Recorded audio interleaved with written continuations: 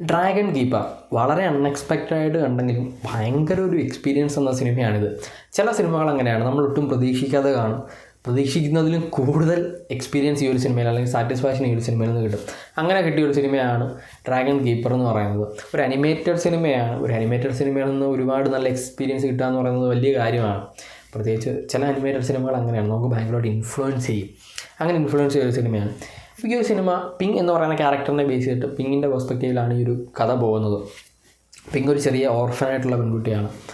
അപ്പം ഈ ഒരു കഥ നടക്കുന്നത് ഒരു വലിയ രാജകാലഘട്ടത്തിലാണ്. അവിടെ ഡ്രാഗൺസ് ഉണ്ട്, ഡ്രാഗൺ കീപ്പേഴ്സ് ഉണ്ടായിരുന്നു. ഒരു സമയത്ത് ഡ്രാഗൺസ് ഭയങ്കര ഹ്യൂമൻസിന് ഭയങ്കര ബെനിഫിറ്റുള്ള ഒരു സാധനമായിരുന്നു. കുറേ ഫൈറ്റുകൾ ഇവർ ഒരുമിച്ച് ചെയ്തിട്ടുണ്ട്. അപ്പം പുതിയൊരു രാജാവ് വന്ന സമയത്ത് ഈ ഡ്രാഗൺസിനെല്ലാം കൊന്നുകളയാനായിട്ട് പറയുന്നു, ഡ്രാഗൺ കീപ്പേഴ്സിനെയും കൊന്നുകളയാനായിട്ട് പറയുന്നു. അങ്ങനെ ഡ്രാഗൺസിനെല്ലാം കൊല്ലുന്നു. ഈ പിങ് എന്ന് പറയുന്ന പെൺകുട്ടി ജീവിക്കുന്ന സ്ഥലത്താണ് ഈ ഡ്രാഗൺസിനെല്ലാം കൊണ്ട് അടച്ചിരുന്നതും. അവിടെ കിടന്നിട്ടാണ് ഈ ഡ്രാഗൺസ് ചാവുന്നത്.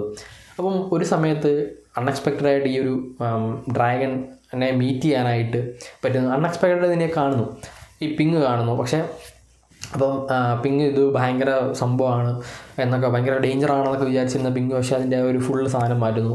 ഈ പിങ്ങും ഡ്രാഗണുമായിട്ട് ഒരു കണക്ഷൻ ഉണ്ട്. ആക്ച്വലി ഈ പിങ് ഒരു ഡ്രാഗൺ റൈഡർ അല്ലെങ്കിൽ ഡ്രാഗൺ കീപ്പറാണ്.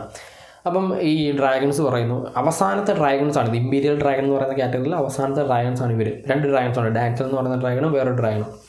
അപ്പം ഇവരുടെ ഒരു എഗ്ഗുണ്ട്. ഈ ഒരു എഗ്ഗ് പ്രൊട്ടക്റ്റ് ചെയ്യാനായിട്ട് പിങ്ങിനോട് പറയുന്നു. ഈ ഡാൻസിലും പിങ്ങും കൂടി പിന്നെ ഈ ഒരു എഗ്ഗ് പ്രൊട്ടക്റ്റ് ചെയ്യാൻ, ഈ എഗ്ഗ് വിരിഞ്ഞ് കായ് എന്ന് പറയുന്ന കുഞ്ഞുണ്ടാവും. അപ്പോൾ അതിന് വേണ്ടിയിട്ടാണ് ഇവർ ഒരു വലിയ അഡ്വഞ്ചർ നടത്തുന്നു. ആ ഒരു കഥയാണ് ഈ ഒരു സിനിമയിൽ കാണിക്കുന്നത്. അപ്പം ഈ ഒരു ഡ്രാഗൺ എഗ്ഗിന് ഭയങ്കര പവറുണ്ട്. കാരണം ഈ ഒരു ഡ്രാഗൺ എഗ്ഗ് വെച്ചിട്ട് അസുഖമുള്ളവരുടെ എല്ലാം ഇമ്മോർട്ടാലിറ്റി വരെ കിട്ടും എന്നാണ് പറയുന്നത്. അപ്പം എല്ലായിടത്തും ഒരു വില്ലൻ ക്യാരക്ടർ ഉണ്ടല്ലോ ഇമ്മോർട്ടാലിറ്റിക്ക് വേണ്ടി നടക്കുന്നത്. ഈ ഒരു സിനിമയിൽ ഒരു വില്ലൻ ക്യാരക്ടറുണ്ട് ഇമ്മോർട്ടാലിറ്റിക്ക് വേണ്ടി നടക്കുന്നത്. അപ്പോൾ ഈ ഒരു എഗ്ഗ് പുള്ളിക്കാരൻ്റെ കയ്യിൽ കിട്ടുന്നു. പുള്ളി ഇതിൻ്റെ പവർ വെച്ചിട്ട് പുള്ളി ഭയങ്കര ഒരു ഡേഞ്ചർ പവർ ആകുന്നു.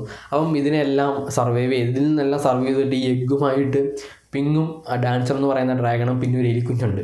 ഇവർ 3 പേരും കൂടെ എങ്ങനെ ഈ ഒരു ഡ്രാഗൺ എഗ്ഗിനെ പ്രൊട്ടക്റ്റ് ചെയ്യുന്നു എന്നാണ് ഈ ഒരു കഥ കാണിച്ചു പോകുന്നത്.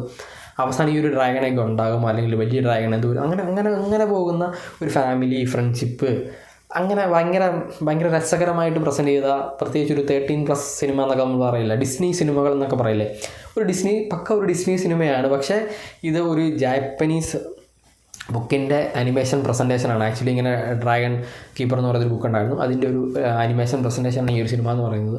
പക്ഷേ നമുക്കിങ്ങനെ ഇരുന്ന് നമ്മളിങ്ങനെ കൂളായിട്ട് മൈൻഡൊക്കെ റിലാക്സ്ഡ് ആയിട്ടിരുന്ന് കാണാൻ പറ്റുന്ന ഒരു അടിപൊളി സിനിമയാണ് ഡ്രാഗൺ കീപ്പർ. നിങ്ങൾ എന്തായാലും നിങ്ങൾ പോയി കാണുക. ഈ ഒരു സിനിമ, അനിമേഷൻ സിനിമകൾ ഇഷ്ടപ്പെടുന്നവരാണെങ്കിൽ നിങ്ങൾ പോയി കാണുക. നിങ്ങൾക്ക് ഉറപ്പായിട്ട് ഈ ഒരു സിനിമ ഇഷ്ടപ്പെടും.